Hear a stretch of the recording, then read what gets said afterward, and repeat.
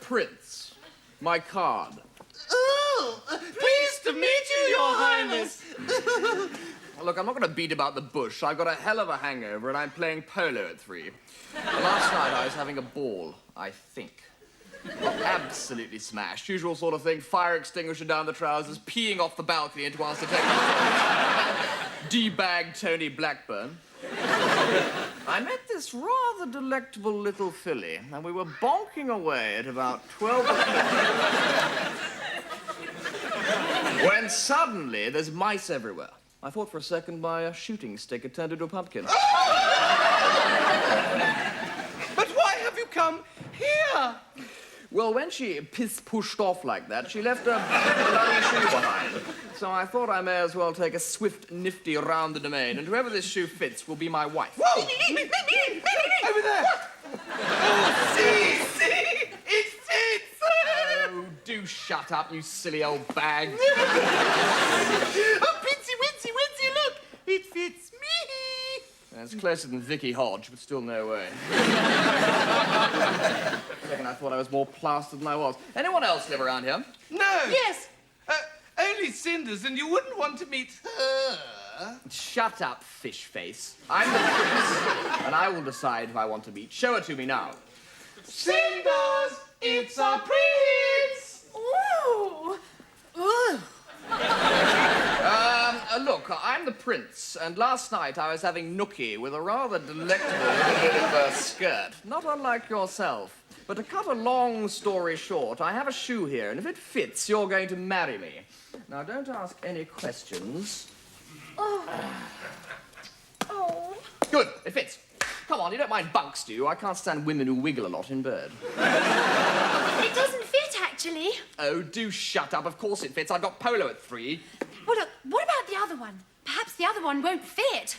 There isn't another one. If there was another one, I'd have simply sawn your leg off. It doesn't matter, does it? I'm a prince, and you can do that kind of thing if you're a prince, you know. Oh, dear, look what I've done. I've lost it. We'll never know, will we? Listen, I'm the prince, and I'm going to make you the sodding princess. You either marry me, or I punch you in the gob, you ungrateful lecherous little slag. And they both lived happily ever after.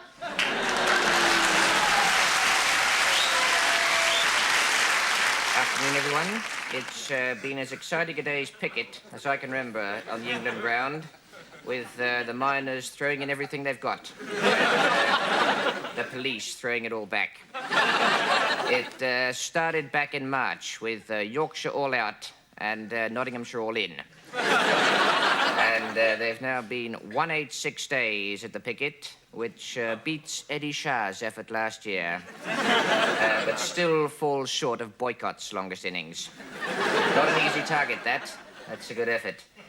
It didn't take the police long on the first day to get into their stride with a series of sharp leg breaks.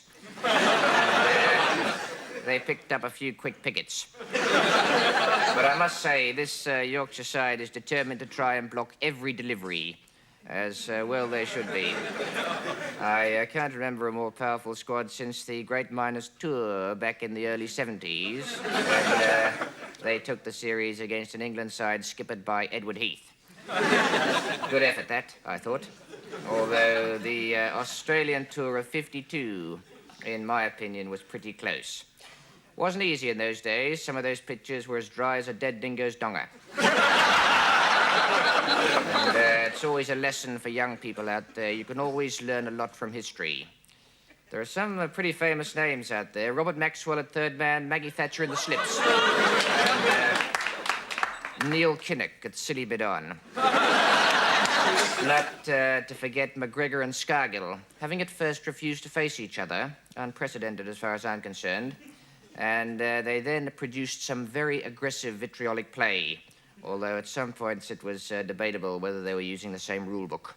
It's extraordinary. The umpire, Peter Walker, refused to have anything to do with the game and locked himself in the umpire's club bar, where they have what we describe in Australia as a fair suck of the sauce bottle.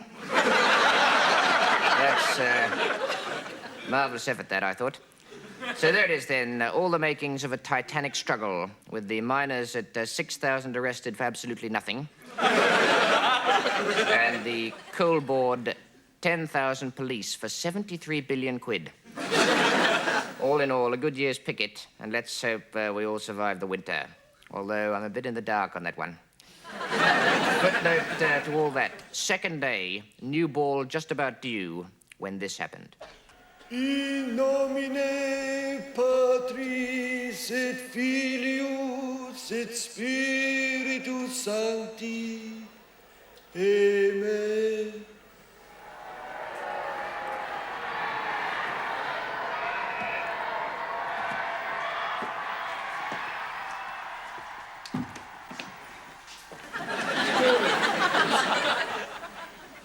We want to see the Pope. How did you get in here? Never mind that. Where is he? I think it's him. What are you talking about? You the Pope? Yes, I am the Pope, but who are you? We're angels. I know the angels. Gabriel with the wings and the big nappy round here. Papi, cool it. The boss has got a message for you, huh? Has the boss got a message for me? If the boss has a message, why can't he appear as a vision in a dream or always use a phone? So it's a very special message. You gotta lay off the birth control stuff. What? You gotta get a new angle on condoms. A new angle? It doesn't matter what angle you choose. Condoms are not allowed. That's the message. Condoms are not allowed. You've gotta leave them where they are, hanging up in the closet. Papi, the boss says condoms are in. Is the boss crazy? Listen, this guy Runcie over in England, he's getting the big crowds. I mean, he's getting divorcees, widows, gays, everybody. So if you want to keep your audience figures up, you're gonna have to go for it.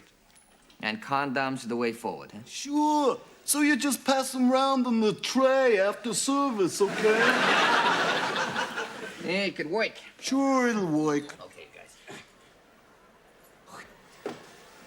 Grande notizie per note permesse condom.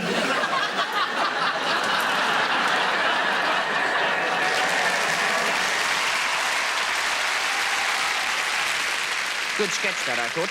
A couple of difficult jokes, really clobbered in no uncertain terms over the ropes of good taste. Thank you for coming to this special Canine Society lecture. Tonight I want to talk to you about one of nature's mistakes in the animal kingdom, the pointer. The pointer is usually found in pursuit of game birds and is distinguished by the guttural growl it emits whenever a female walks past.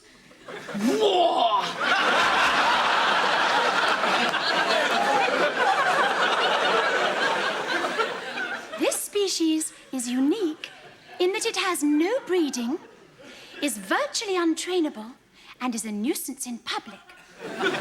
There are two main types of this breed. The disappointer, which leads you to believe it's different from all the others, but after the chase you discover that you've both been barking up the wrong tree. And the much more ugly, coarse, upright pointer, often found digging up the same stretch of road for days on end, demonstrating its limited vocabulary by repeating the same bark over and over again. I'd like to give her one. I'd like to give her one. Illustrating the well-known fact that the pointer is only concerned with burying his bone. After a really exhausting day's work sniffing around, they spend the night in large packs wandering the streets and drinking continuously. This activity activity often leads to involuntary fouling of the pavement. 10 to 1, those horrid dried-up splatter marks are provided by courtesy of the coarse upright pointer. Needless to say, this sick behaviour does little to endear them to females, who generally refuse to mate with them at all. As this trend becomes more widespread, it is hoped that the pointer will eventually become extinct, or at least be reduced to a passing smell on the wind of evolution.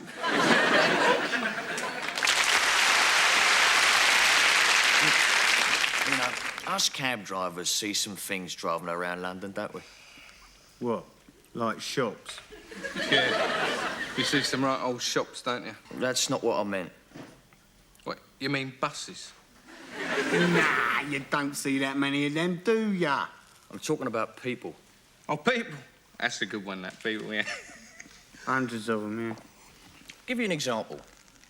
Last week I picked up a fare, Arab bloke, dripping with duckums he was, and this beautiful girl with him. Just drive, he says. I says, just drive? He says, yeah, just drive. So what'd you do? I drove. And as I drove, in the back, they started, you know. What? Arguing? No. Mating. That's the one. Tricky. Very tricky. I could see it all in the mirror. What? Everything? The minutest gesture was completely visible, my son. So what'd you do? I drove straight into a brick wall.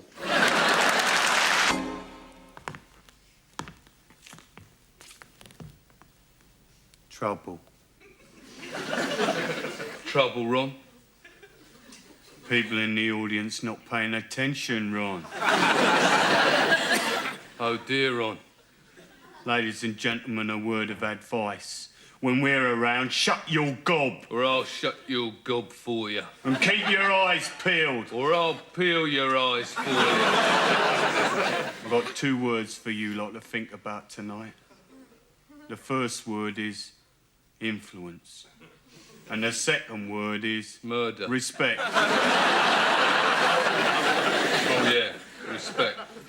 But what's that got to do with you, I hear you ask? I didn't hear nothing. I'll tell you what it's got to do with you, influence. In fact, we'll spell it out for you. Influence. In our time, we've influenced many people. In fact, a lot of famous people have changed their name because of mine and Ron's influence. For example... Ron Tin Tin. Ron the Baptist. Ron Gabor. John DeLory Ron. A gentleman not to be sniffed at.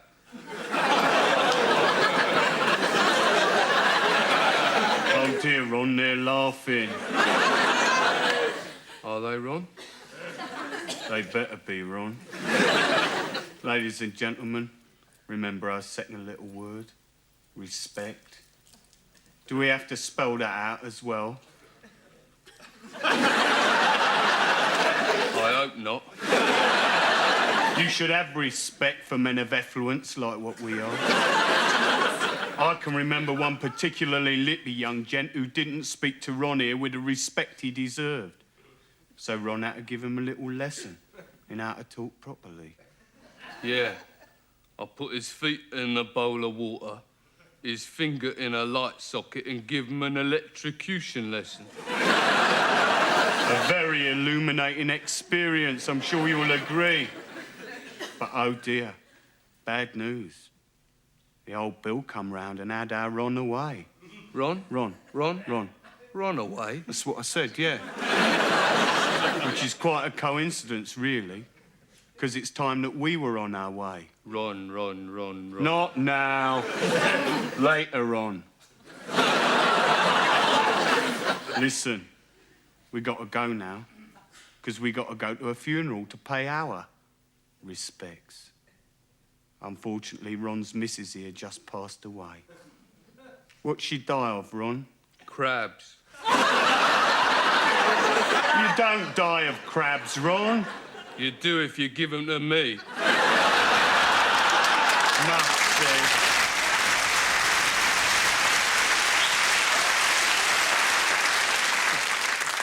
I don't know why I eat this American muck. Honestly, I don't. Do you know how they make this?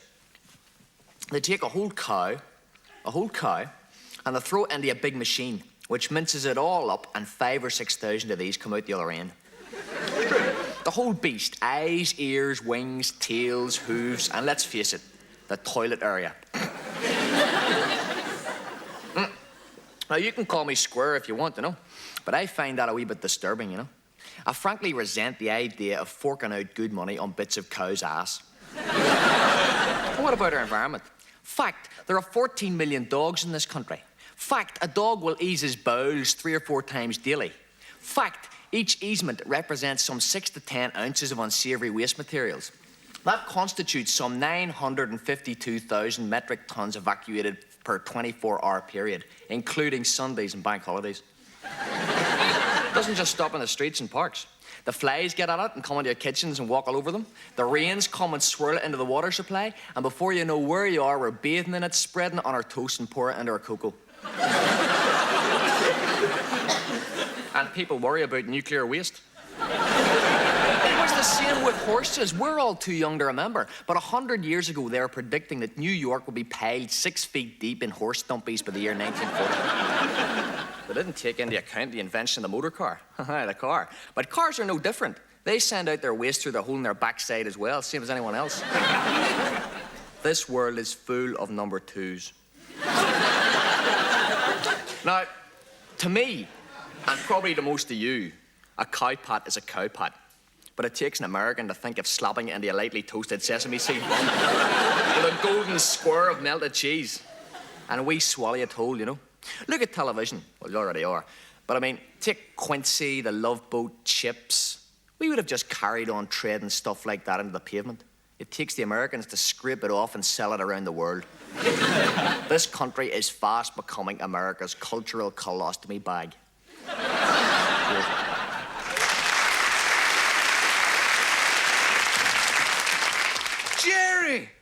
Jerry Trifle. It's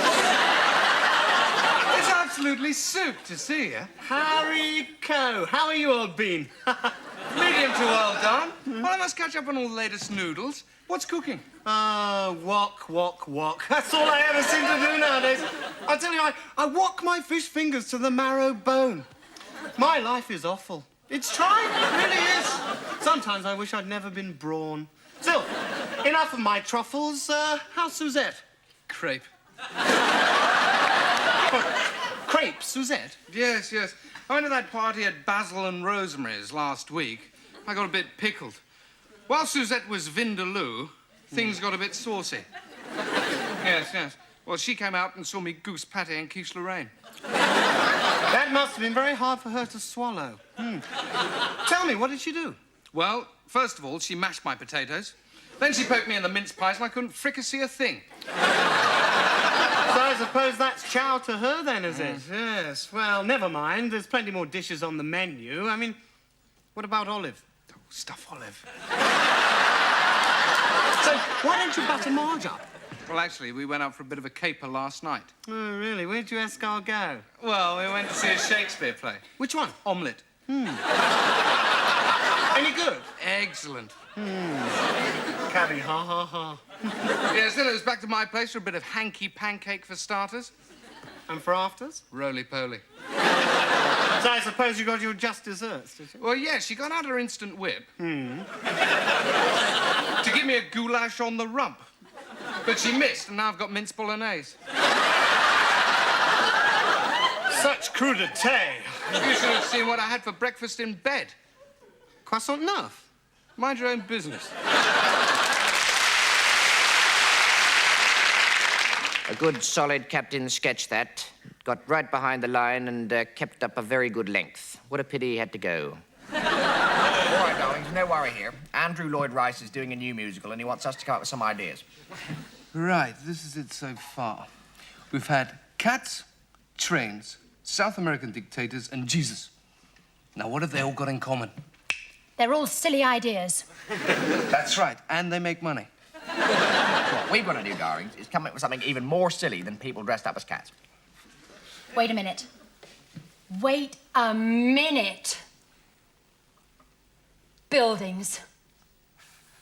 How about the whole cast dressed up as office blocks, banks, building societies, art centres? Yes, all singing about what it's like to be a slab of concrete. Yeah! Lyrics by Richard Stilgo. Let's do it.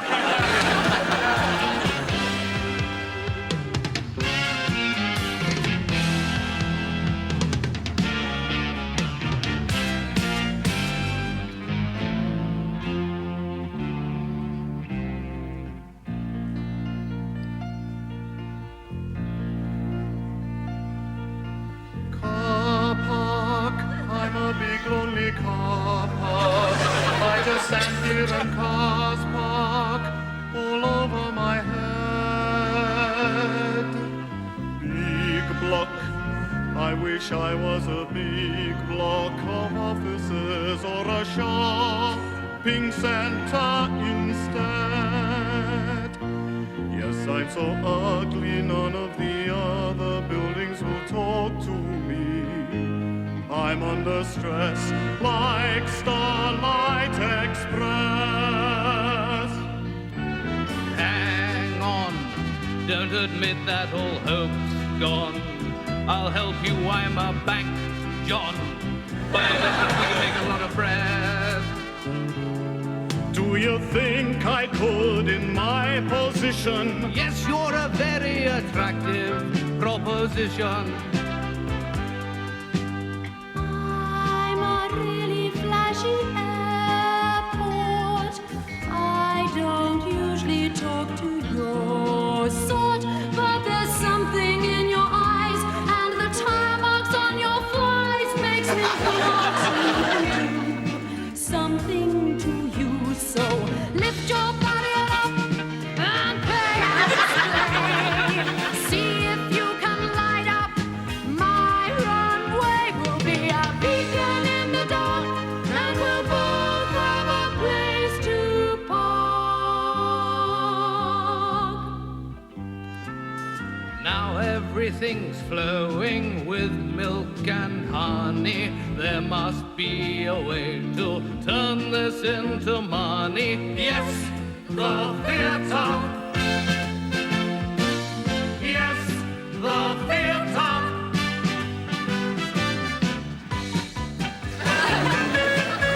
Oh, you need Andrew Lloyd Wright. He'll sort you out in a trice. Jesus right, the critics rave, and God was turning in his grave. Get Andrew Lloyd Rice. He might not be very nice, but he's got the Midas touch.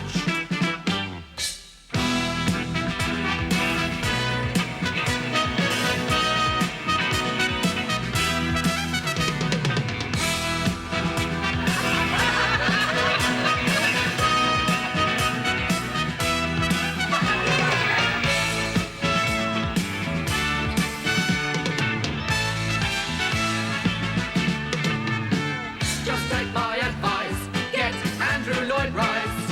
His miracles are quite insane. He turns water to champagne. Then you'll pay the price. Don't you think it's a bit much? We're talking millions. Don't you think it's a bit much?